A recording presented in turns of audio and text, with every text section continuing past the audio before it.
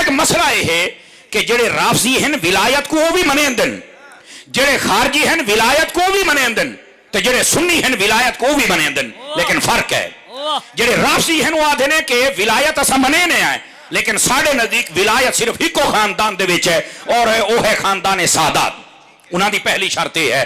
دوسری وہ آدھے نے کہ ولایت اسا منینے آئے، لیکن جڑا ولی ہوندہ ہے نا انہاں دے نزدیک آدھن کہ او ولی او ہوندہ ہے جڑا منصوص من اللہ ہوئے، یعنی انہوں اللہ تعالیٰ منتخب کرے تے بات تو بندہ ہے تے ورنہ نہیں بن سکتا، تے بندہ اسے نسلی چوئے کسی اور خاندان قبیلے چو بن سکتا نہیں، یہ دوسری شرط ہے۔ ساڑھے اہل سنت دے ایک دوہائیں شرطاں باطل ہیں۔ قرآن میں امامت کا ذکر نہیں ہے تو یہ قرآن کا نقص ہوا نا، کیسے نہیں ہے؟ ممکن کیسے ہے کہ قرآن مجید میں ذکر نہ ہو امامت کا؟ ہر چیز کا ذکر ہے قرآن میں، زندگی کی چھوٹی چھوٹی باتوں کا ذکر ہے قرآن میں۔ شام کو رات کو سو اپنے بستر پر تو صبح اٹھ کے طہارت کیسے کرو یہ قرآن نے بتایا ہے، اور یہ نہیں بتایا کہ اتنی بڑی عظیم الشان انسانی آبادی انسانی معاشرے کی رہبری کیسے کرو۔ قرآن کے ناموں میں سے ایک نام ہے امام، قرآن کے ناموں میں سے ایک نام ہے امام، یعنی قرآن کا نام قرآن بھی ہے، قرآن کا نام فرقان بھی ہے، قرآن کا نام ذکر بھی ہے، قرآن کا نام کتاب بھی ہے، قرآن کا نام نور بھی ہے، قرآن کا نام امام بھی ہے۔ بہت سے ہیں قرآن کے نام، اس میں سے ایک نام ہے امام۔ قرآن کا نام خود امام ہے، اور قرآن مجید کی آیتوں میں اس طرح بکھرا ہوا ہے تذکرہ امامت کا کہ گلشن وحی الہی کے جس گوشے میں جاؤ امامت کی خوشبو محسوس ہوتی ہے۔ وَأَطِيعُوا اللَّهَ وَأَطِيعُوا الرَّسُولَ وَأُولِي الْأَمْرِ مِنْكُمْ، وہی طاعت جو اللہ کے لیے، جو رسول صلی اللہ علیہ وسلم کے لیے، وہی اولی الامر کے لیے۔ یہ فخر رازی اپنے تفسیر میں اسی آیت کے ذیل میں کہتا ہے کہ جب اللہ تعالیٰ نے بلا قید و شرط اس طاعت واجب کیا ہے کہ جس معاملے میں بھی ولی امر کا حکم ہو اس میں آپ طاعت کریں، اس کا مطلب یہی ہے کہ ولی امر کبھی غلط حکم نہیں دیتا، یہ اس کی عصمت کی دلیل ہے۔ پھر وہ آ جاتا ہے کہتا ہے کہ ولی امر کون ہے، کہتے ہیں بعض لوگ کہتے ہیں خلفاء ہیں، شیعہ کے روافظ کہتے ہیں کہ ان کا ائمہ اثنا عشر ہیں، لیکن وہ کہتے ہیں خلفاء بھی نہیں، ائمہ اثنا عشر نہیں، پوری امت ہے، امت کا اجماع کا نام ہے یہ اولی الامر ہے، اور اجماع امت کا نام اولی الامر۔ تو اس آیت سے خود فخر رازی جو امام الاشاعرہ ہیں اور بہت بڑے متکلم بہت بڑے مفسر ہیں، وہ خود کہتے ہیں یہ آیت دلالت کرتا ہے اولی الامر کی عصمت کی دلالت ہے۔ لیکن جی بالکل قرآن مجید سے ثابت ہے، اگر ثابت نہ بھی ہو نا، فرض کریں ثابت نہ بھی ہو قرآن مجید میں اگر صرف حدیث میں ہو، قرآن میں نہ ہو حدیث میں ہو، اس میں کوئی فرق نہیں پڑتا۔ کوئی مسلمان اس طرح نہیں کہتا کہ میں فلان بات کو نہیں مانتا اس لیے کہ اگر وہ قرآن میں نہیں ہے تو حدیث میں ہو بھی میں نے اس کو نہیں مانتا، ٹھیک ہے نا؟ کوئی مسلمان کہہ سکتا ہے یہ؟ کوئی مسلمان نہیں کہہ سکتا کہ اگر قرآن میں نہیں ہے، صرف حدیث صحیح حدیث متواتر میں اس کو نہیں مانتا، وہ تو بالاجماع کافر ہوگا ایسا شخص۔ پہلی بات یہ ہے کہ ہاں، دوسری بات یہ ہے کہ اگر قرآن میں امامت نہیں ہے، اور آپ کو پتہ ہے کہ سب سے اختلافی مسئلہ مسلمانوں میں امامت ہے کہ نہیں؟ سب سے بڑا اختلافی مسئلہ امامت ہے کیا نہیں ہے؟ جی جی بالکل بالکل۔ اگر یہ منصوص نہیں ہے، اگر منصوص نہیں تو دین کامل کیسا ہے؟ اگر اس کا اسلام میں کوئی حکم نہیں ہے، اللہ اور رسول صلی اللہ علیہ وسلم نے کچھ بولا ہی نہیں ہے، تو پھر یہ قرآن کیسے کامل، یہ دین کیسے کامل؟ جو سب سے بڑا اختلافی مسئلہ ہے وہی اسی کو ترک کر دیا ہے، اس کو کامل خاموشی، بتایا ہی نہیں ہے، ہدایت ہی نہیں کی ہے۔ تو پیغمبر صلی اللہ علیہ وسلم کی رسالت پر، اللہ کی الوہیت پر، اللہ کی حکمت پر، اللہ کی رافت پر، رحمت پر، کہ اس امت میں سب سے جس چیز کا بڑا احتیاج ہے وہ اب بتایا ہی نہیں، بس ختم بات، ٹھیک ہے نا؟ تو یہ امامت ایک ایسی چیز ہے کہ جیسے اللہ تعالیٰ نے بتایا ہمیں کہ روزہ رکھو، نماز پڑھو، قرآن میں بھی بتایا، سنت میں بھی بتایا، ٹھیک ہے نا؟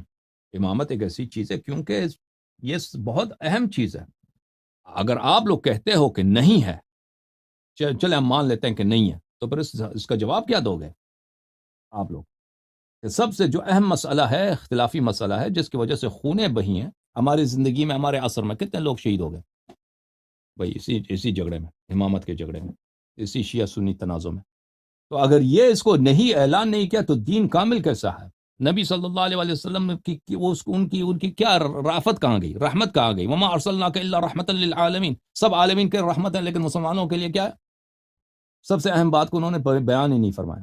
قل ھذہ سبیلی، رسول کہہ دو کہ یہ دین میرا راستہ ہے۔ قل ھذہ سبیلی ادعو الی اللہ علی بصیرۃ، اس دین کی طرف بلانے کا حق مجھے ہے، انا، اور میں پوری بصیرت سے لوگوں کو دین کی طرف بلا رہا ہوں۔ ومن اتبعنی، اور جو میرا مکمل اتباع کرے دوسرا حق اس کا ہے۔ آیت پہنچ گئی؟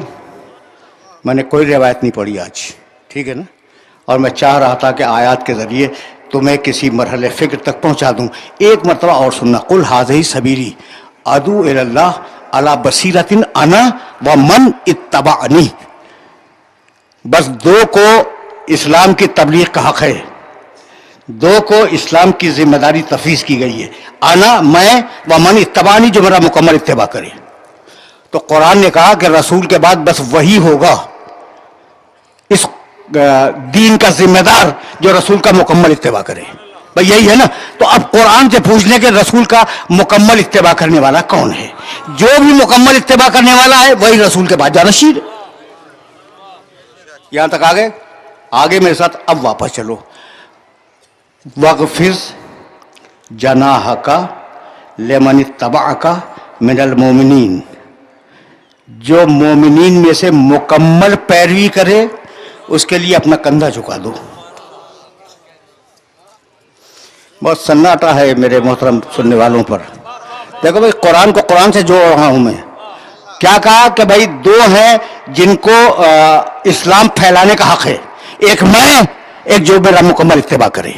اب فقط ڈھونڈنا اسے ہے جو مکمل اتباع کرتا ہو، وہ رسول کے بعد رسول کا وارث ہے۔ یہی تو نکلا نا۔ اب یہ آیت سامنے آئی کہ جو مکمل اتباع کرے اس کے لیے کندھے کو جھکا دو، تو صرف یہ تلاش کرنا ہے کہ رسول کا کندھا جھکا کس کے لیے؟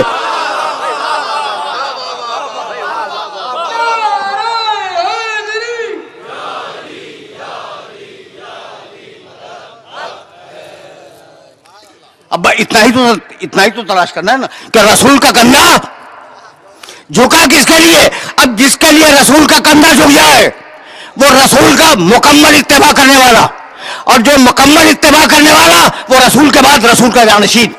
تو پوری تاریخ دیکھ ڈالو، رسول کا کندھا کوئی دو موقعوں پہ جھکا، یا فتح مکہ کے دن علی کے لیے جھکا، یا عید کے دن حسنین کے لیے جھکا۔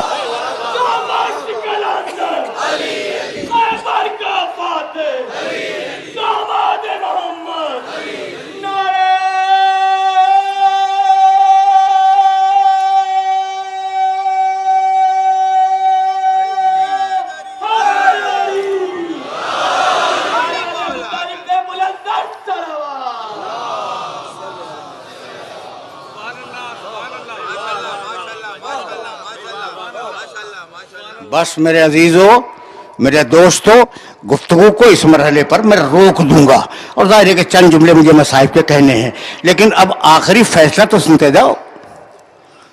اب تک کیا بات ہوئی؟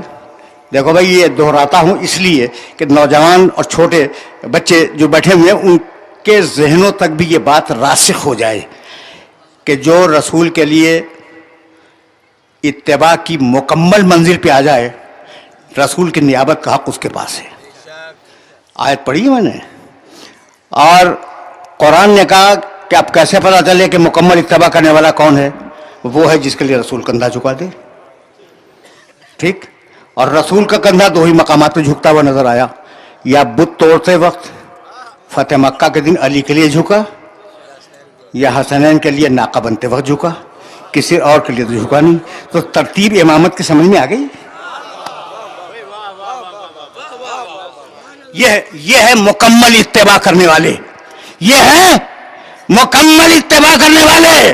تو قرآن کی ایک آیت سنو اور بات مکمل ہو جائے۔ بھائی علی اتباع کرنے والا، حسن اتباع کرنے والا مکمل، حسین مکمل اتباع کرنے والا۔ اور اب قرآن نے آواز دی، والسلام علی من اتبع الہدی، جو مکمل اتباع کرے اس پر سلام ہو، تو رضی اللہ نے کہنا ہے، علیہ السلام کہنا ہے.